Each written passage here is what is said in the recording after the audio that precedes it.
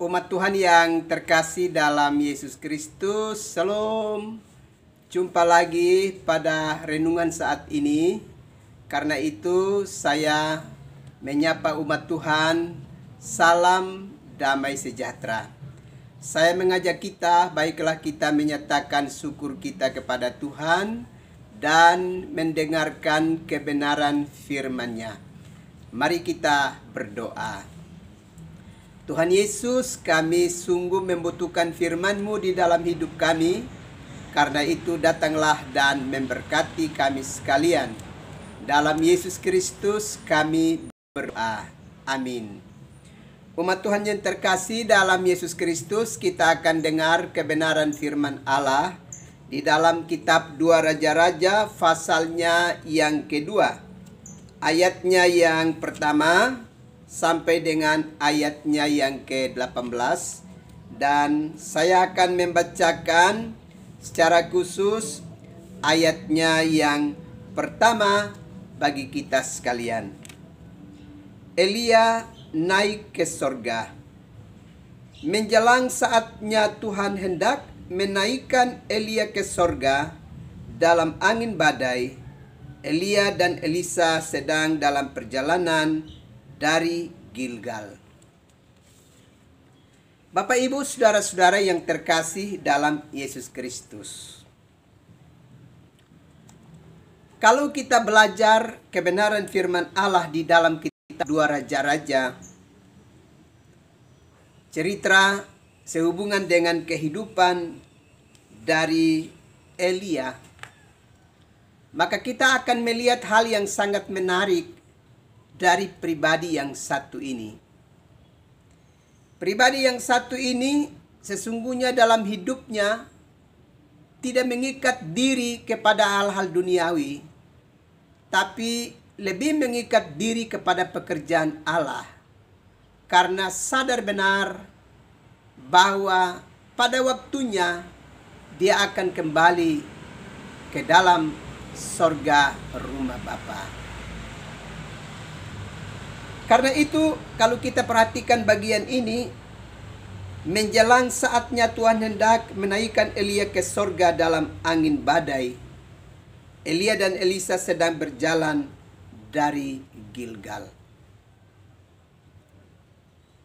Kalau kita perhatikan bagian ini, ya kita bisa dapat katakan bahwa target dari Elia itu adalah hidup dan bekerja melayani dengan sungguh dengan target kehidupan di dalam sorga rumah Bapa.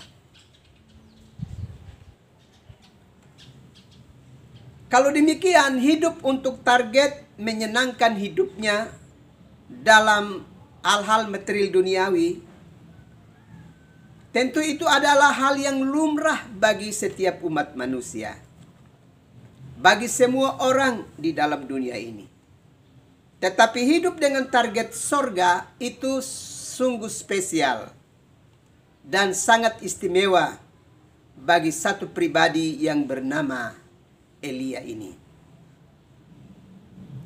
Kita tahu bahwa Elia adalah salah satu nabi besar. Ia adalah satu dari antara 3 pribadi yang pernah menjalani puasa selama 40 malam lamanya.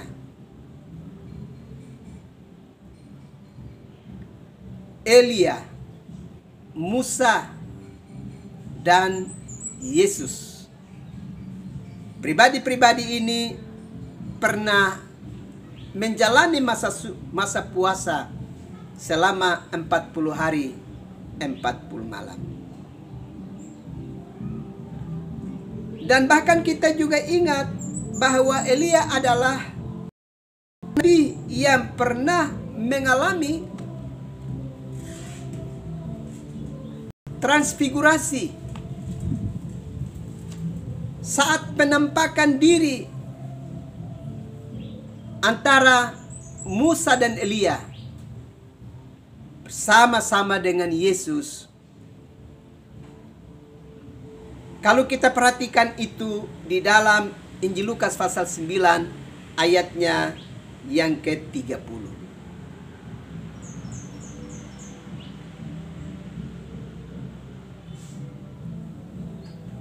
Dan juga Elia adalah pribadi yang mengalami saat dimana ia terangkat ke sorga. Selain dari Yesus dan Henokh. Dengan demikian, pribadi yang satu ini adalah pribadi yang sangat spesial, sangat istimewa, yang kisah hidupnya digambarkan di dalam kitab suci.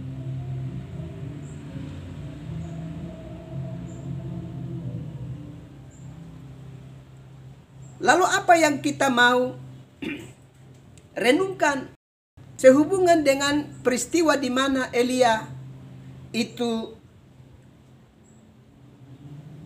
naik ke sorga? Peristiwa itu mau menegaskan kepada kita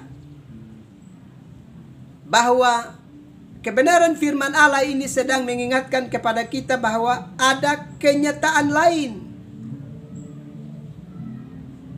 Ada wilayah lain selain dari wilayah yang kasat mata di mana kita hidupi sekarang ini di dalam dunia. Ada wilayah lain, ada tempat yang lain sebagai kelanjutan hidup dari kehidupan kita umat manusia di tengah-tengah kehidupan dunia ini. Sehingga mendengar kisah hidup di mana Elia naik ke sorga, itu mau memberi pesan kepada kita bahwa jangan pernah terbuai dengan kenyataan dunia ini.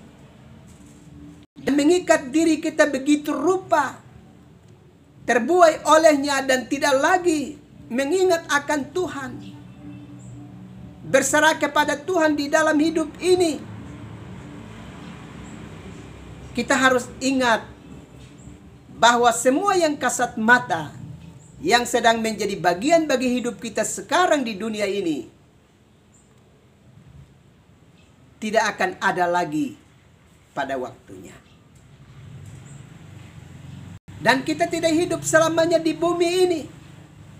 Sebagaimana yang dialami oleh Elia, oleh Henokh, oleh Yesus dalam peristiwa kenaikan ke sorga. Bahwa ada wilayah lain, ada bagian lain yang akan menjadi tujuan hidup kita, menjadi tempat di mana kita mengalami kelanjutan hidup setelah hidup kita di bumi ini. Dan itu telah dialami oleh Elia, oleh Henokh, dan oleh Yesus. Sebagaimana kisah hidup mereka digambarkan di dalam kesaksian kitab suci.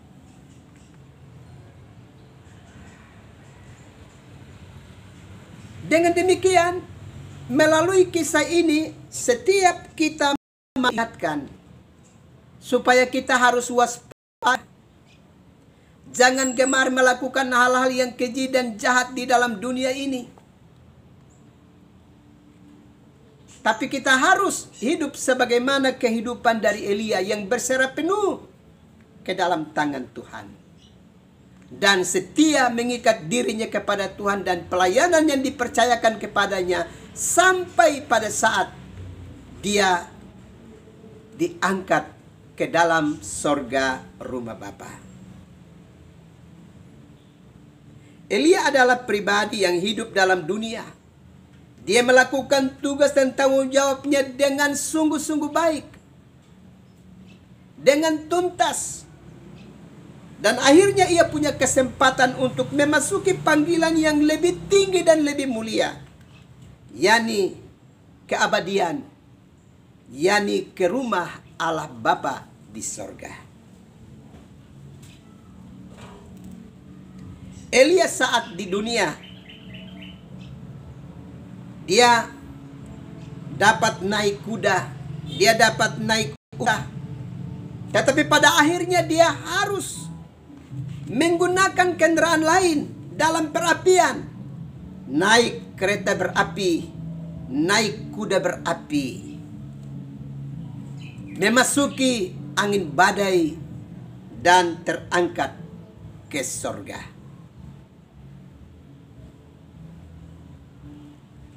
Bapak, Ibu, saudara-saudara yang terkasih dalam Yesus Kristus, dengan demikian kebenaran firman Allah ini mau memberi pesan kepada kita bahwa di bumi ini kita boleh dapat menggunakan alat transportasi, sepeda motor, mobil, dengan jenis yang kita gunakan dalam hidup ini. Tapi kita harus ingat bahwa pada saat kita memasuki wilayah lain sebagai tempat di mana kita hidup bersama dengan Allah, semua yang kita gunakan di bumi ini kita tinggalkan. Dan kita akan kembali ke dalam surga rumah Bapa dengan alat transportasi yang disediakan oleh Allah bagi kehidupan kita. Sebagaimana itu yang telah dialami oleh Elia. Kalau kita perhatikan kisah hidupnya di dalam kitab 2 Raja-Raja pasalnya yang kedua. Karena itu, Bapak, Ibu, saudara-saudara yang terkasih dalam Yesus Kristus, baiklah masing-masing kita sungguh-sungguh sujud kepada Tuhan, berserah diri dengan sungguh-sungguh total kepada Tuhan. Dan kalau hari ini kita diberi kepercayaan untuk mengangkat pelayanan bagi perluasan kerajaan Allah dalam dunia ini, Shalom Allah dalam dunia ini, baiklah kita mengerjakan itu dengan total dan tuntas di dalam kehidupan kita dengan baik. Dan hendaknya kita tetap ada dalam kesetiaan dan dalam panggilan pelayanan itu sampai ketika Allah menjemput kita memasukinya. Jangan beralih dari panggilan yang mulia dan kemudian terjebak dalam keinginan dan kenyataan dunia yang hanya menyenangkan kedagingan kita. Hendaknya kita sungguh-sungguh berserah penuh dalam tugas dan panggilan kita dengan sungguh-sungguh murni dan total. Kiranya Tuhan menolong dan memberkati umat Tuhan sekalian. Amin. Mari kita berdoa. Tuhan Yesus, terima kasih untuk kebenaran firman-Mu yang terus memberkati kami. Biarlah kami total bersama dengan Tuhan. Sebagaimana kami belajar dari kehidupan Elia yang terangkat pada saat dia setia dalam mengangkat tugas dan tanggung jawab yang dipercayakan kepadanya. Terima kasih Tuhan. Ini doa kami, ini sembah kami. Dalam Yesus Kristus kami berdoa. Amin. Umat Tuhan yang terkasih, selamat melakukan tugas dan tanggung jawab dengan hati yang murni dan bersih, dan siap menanti kedatangan Tuhan dengan sungguh-sungguh hidup kudus di dalam dunia ini. Salam.